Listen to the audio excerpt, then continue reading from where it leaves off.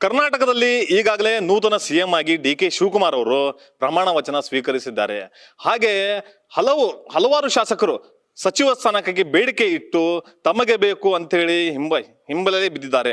ಆದರೆ ಹಾವೇರಿ ಜಿಲ್ಲೆ ಹಾನಗಲ್ ತಾಲೂಕಿನಲ್ಲಿ ಶಾಸಕ ಶ್ರೀನಿವಾಸ ಮಾನೆ ಅವರಿಗೆ ಸಚಿವ ಸ್ಥಾನ ಸಿಗಲೇಬೇಕು ಅನ್ನೋ ಕೂಗು ಬಹಳ ಕೇಳಿ ಬರ್ತಾ ಇದೆ. ಹಾಗೆ ಇವತ್ತು ಅವರ ಅಲ್ಪಸಂಖ್ಯಾತ ಘಟಕರಾದಂತಹ ಸ್ವಲ್ಪ ಮುಖಂಡರು ನಮ್ಮ ಜೊತೆಗಿದ್ದಾರೆ. ಅವರ ಆಗ್ರಹ ಏನಿದೆ ಅಂತ ಹೇಳಿದ್ರೆ, ಶ್ರೀನಿವಾಸ ಮಾನೆ ಅವರಿಗೆ ಸಚಿವ ಸ್ಥಾನ ಕೊಡದೆ ಹೋದ್ರೆ ನಾವು ಮುಂದಿನ ದಿನಗಳಲ್ಲಿ ಸರ್ಕಾರದ ವಿರುದ್ಧ ಉಗ್ರವಾದ ಹೋರಾಟ ಮಾಡ್ತೇವೆ ಅಂತ ಹೇಳ್ತಾರೆ. ಹಾಗಾದ್ರೆ ನಮ್ಮ ಜೊತೆ ಕೆಲವು ಮುಖಂಡರಿದ್ದಾರೆ, ಅವ್ರನ್ನ ಮಾತಾಡ್ಸೋಣ. ಈಗ ಸರ್, ಈಗಾಗಲೇ ಶ್ರೀನಿವಾಸ ಮಾನೆ ಅವರಿಗೆ ಸಚಿವ ಸ್ಥಾನ ಸಿಗಬೇಕು, ಫಸ್ಟ್ ಲಿಸ್ಟ್ ನಲ್ಲಿ ಬರ್ತಿತ್ತು ಅಂತ ಹೇಳ್ತಿದ್ದಾರೆ.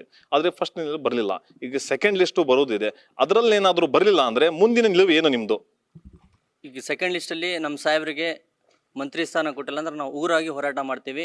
ಆಮೇಲೆ 2028ಕ್ಕೆ ಮತ್ತೆ 6 ಸ್ಥಾನ ನಿಮಗೆ ಕಾಂಗ್ರೆಸ್ ಬೇಕಂದ್ರೆ ನಮ್ಮ ಶಾಸಕರೇ ಸ್ಥಾನ ಕೊಡ್ಬೇಕಂತೇಳಿ ನಾವು ಹಾನಗಲ್ ಜನರ ಪರವಾಗಿ ಒಂದು ರಿಕ್ವೆಸ್ಟ್ ಮಾಡ್ತೀವಿ. ಹಾಗೆ ಇಲ್ಲಿ ಮತ್ತೊಬ್ರು ಮುಖಂಡರಿದ್ದಾರೆ, ಅವರನ್ನು ಕೂಡ ನಾವು ಮಾತಾಡ್ಸೋಣ. ಇವ್ರು ಹೇಳೋ ಪ್ರಕಾರ ಹಾಗಾದ್ರೆ ಮತ್ತೊಬ್ರು ಇದ್ದಾರೆ, ಅವ್ರನ್ನ ಮಾತಾಡ್ಸೋಣ ನಾವು.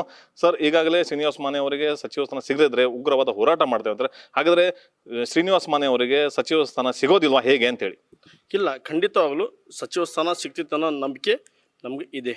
ಯಾಕಂದ್ರೆ ಅವರು ಕೂಡ ಇಂದ ತಳಗ ಮಟ್ಟದಿಂದ ಪಕ್ಷವನ್ನು ಸಂಘಟನೆ ಮಾಡ್ಕೊಂತ ಬೆಳೆಸಿಂದ ಬಂದರು.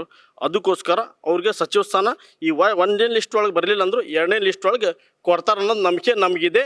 ಸಿಗಲಿಲ್ಲ ಅನ್ನೋ ಕಾರಣಕ್ಕೆ ನಾವು ಮೂಲ ಕಾಂಗ್ರೆಸ್ ಇದ್ದರೂ ಕೂಡ ನಾವು ಸರ್ಕಾರದ ವಿರುದ್ಧ ಹೋರಾಟ ಮಾಡ್ತೀವಿ ಅಂತ ಹೇಳಿ ನಾನು ಈ ಸಂದರ್ಭದಲ್ಲಿ ಹೇಳ್ತೀನಿ. ಈ ಸಮಯದಲ್ಲಿ ಇವ್ರು ಹೇಳೋದೇನು ಅಂತ ಹೇಳಿದ್ರೆ, ಸರ್ಕಾರದ ವಿರುದ್ಧ ನಾವು ಯಾವುದೇ ಕಾರಣಕ್ಕೂ ಬಿಡುವುದಿಲ್ಲ, ಅವ್ರ ವಿರುದ್ಧ ಹೋರಾಟ ಮಾಡ್ತೇವೆ. ಸೆಕೆಂಡ್ ಲಿಸ್ಟ್ ನಲ್ಲಿ ಶ್ರೀನಿವಾಸ ಮಾನೆ ಅವರ ಹೆಸರು ಬಂದೇ ಬರುತ್ತೆ ಅನ್ನೋದು ನಮ್ಗೆ ನಂಬಿಕೆ ಇದೆ. ಒಂದ್ ವೇಳೆ ಕೈ ತಪ್ಪಿದ್ರೆ ಮುಂದೆ 2028ರಲ್ಲಿ ಇದರ ಪರಿಣಾಮ ನಾವು ತೋರಿಸ್ತೇವೆ ಅಂತ ಹೇಳ್ತಾರೆ. ಇರ್ಫಾನ್, ಕರ್ನಾಟಕ ಟಿವಿ, ಹಾವೇರಿ.